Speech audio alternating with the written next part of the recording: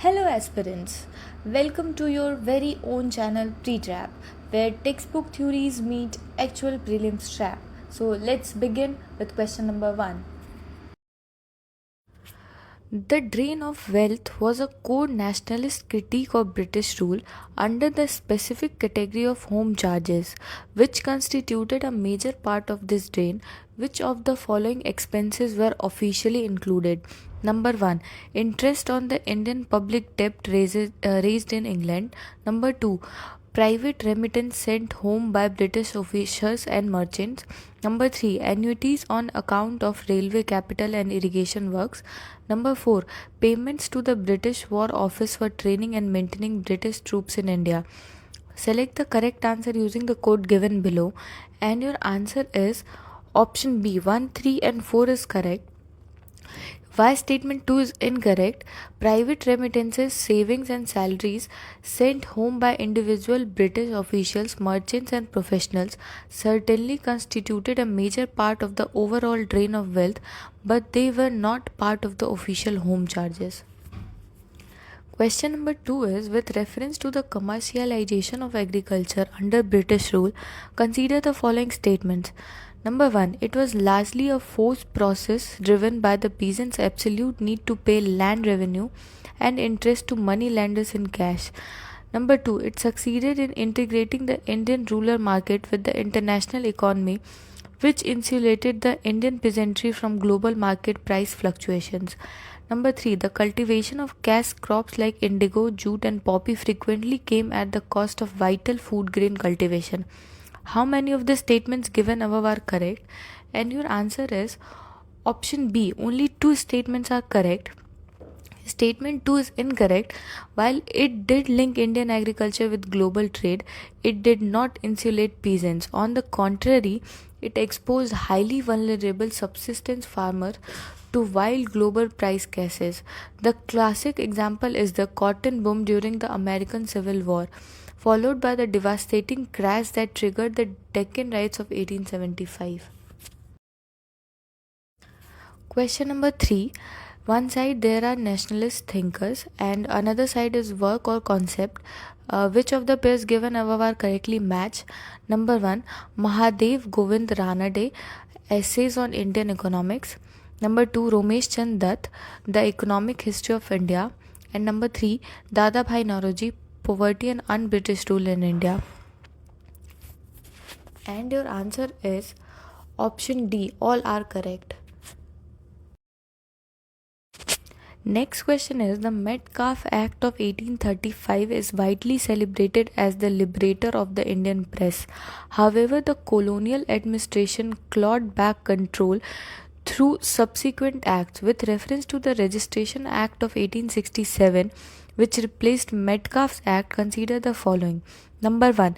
It was a highly repressive licensing act that made the printing of any criticism of the British Crown a treasonous offence. Number 2. It required every book or newspaper to carry the name of the printer, publisher, and the place of printing. Number 3.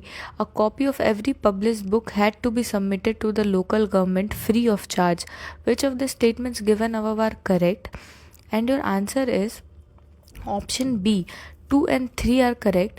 Statement 1 is incorrect. The Registration Act of 1867 was not a direct licensing or censorship act designed to curb treason. It was regulatory in nature rather than outright restrictive. The goal was to keep a systematic tab on who was printing what, so that if seditious content was printed, the state could easily track down the publisher.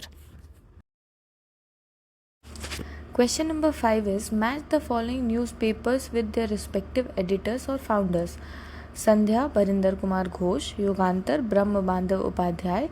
Kesari, Bal Gangadhar Tilak. Which of the pairs given above are correct?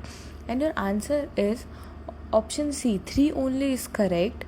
Sandhya was written by Brahma Bandhav Upadhyay and Yugantar was written by Barinder Kumar Ghosh. Question number 6 is, with the rise of militant nationalism after the partition of Bengal, the British enacted the Indian Press Act of 1910. Consider the following statements regarding this act. Number 1. It revived the worst features of the Lord Lytton's Vernacular Press Act of 1878. Number 2. It empowered local governments to demand a security deposit from keepers of printing presses, which could be forfeited if they printed objectionable matter. Number 3. The affected publishers had no recourse to appeal the decision of local governments in any court. Which of the statements given are correct? And your answer is option A. 1 and 2 are correct. Statement 3 is incorrect. Unlike Lytton's Vernacular Press Act, the 1910 Act did permit an appeal to a special bench of the High Court against the forfeiture of security. Though in practice the High Courts rarely ruled against the executive, the legal channel technically existed. Question number 7 is, with reference to the colonial response to the famines and evolution of the famine code, consider the following statements. Number 1. The Strachey Commission in 1880 was the first to recommend that providing employment to able-bodied citizens on public relief works should be a key state responsibility during famines. Number 2. The Lyell Commission in 1897 recommended the total abandonment of relief works and advocated solely for direct cash transfer to affected population. Which of the statements given are correct? And your answer is option A. 1 only is correct. Statement 2 is incorrect. The James Lyell Commission in 1897 did not advocate for abandoning relief works. It actually recommended expanding the scope of relief works and made suggestions for better administrative coordination, reaffirming the principle laid down by Strachey Commission. Question number 8 is, before the major nationalist movement, several individuals laid the groundwork for public critique through journalism. Consider the following statements. Number 1. James Augustus Hickey published India's first newspaper, the Bengal Gazette or Calcutta General Advertiser in 1780. Number 2. Hickey's paper was eventually seized by the government because he supported the expansionist War of Hastings. Number 3. Raja Ram Mohan Roy edited the bilingual weekly Sambad Kaumudi to advocate for social reforms like the abolition of sati. Which of the statements given are correct? And your answer is option C. 1 and 3 are correct. Statement 2 is incorrect. Hickey's press was seized and his paper shut down because he wrote highly critical, satirical exposure of the private corruption and scandal of Governor General Warren Hastings and other top British officials. He did not support Hastings. Question number 9. The Vernacular Press Act of 1878 was designed specifically to silence non-English publications without affecting English language papers. Which of the following prominent newspapers famously bypassed the harsh BPA overnight by converting itself from a vernacular language paper to an all-English newspaper? Option A, the Bengali. Option B, Amrit Bazar Patrika. Option C, Som Prakash. Option D, Sulabh Samachar. And your answer is option B, Amrit Bazar Patrika. I have put 2 or 3 questions which is easy so that your morale cannot be down. So let's go to the next question. In 1898, the British administration amended the Indian Penal Code to explicitly crack down on nationalist journalists who tried to hide behind double meanings or allegorical criticisms, under which specific section of the IPC was sedition, redefined to penalize anyone bringing hatred or contempt against the government.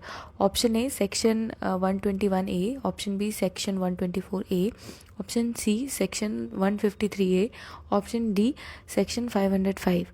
And your answer is option B, section 124A. Question number 11 is, during the late 19th and early 20th century, British tariff policies in India faced heavy criticism.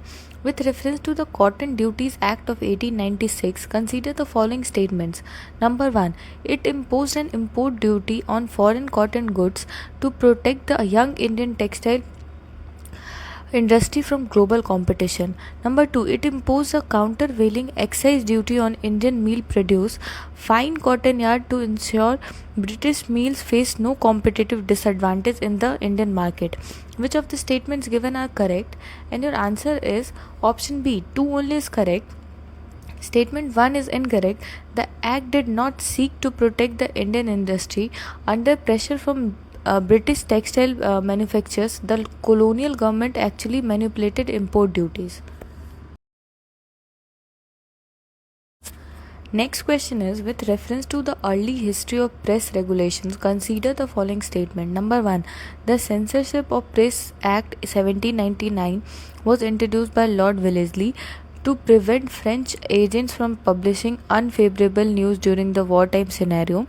Number 2. The Metcalfe Act of 1835 required a printer and publisher to declare the precise location of their printing premises.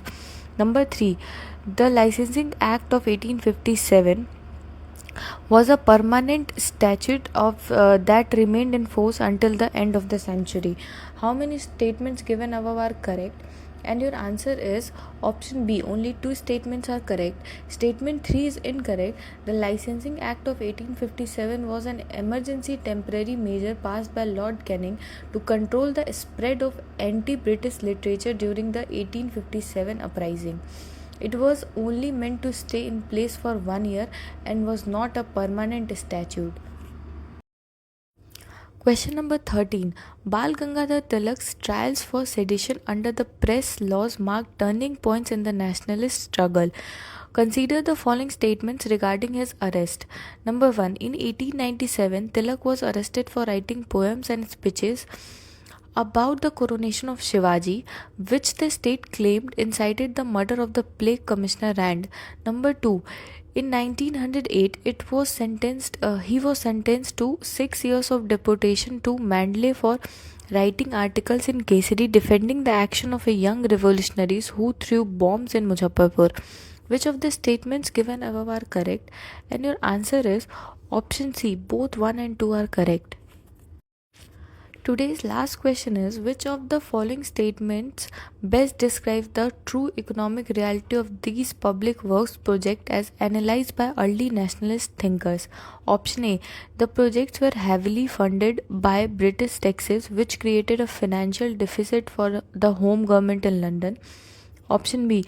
The investment capital was raised in India, but the profits and interest dividends were distributed exclusively to Indian taxpayers. Option C. The infrastructure was built using high interest for foreign loans guaranteed by Indian taxpayer revenues, serving to export British capital while primarily benefiting British trade routes. Option D. The irrigation and canal system were distributed equally across food crop growing regions to eliminate the threat of local famines. And your answer is option C. Now we have reached the end of the session for today. I hope these questions are helping you in your revision and surely an eye opener for both beginners and repeaters in how to approach for questions. Thank you.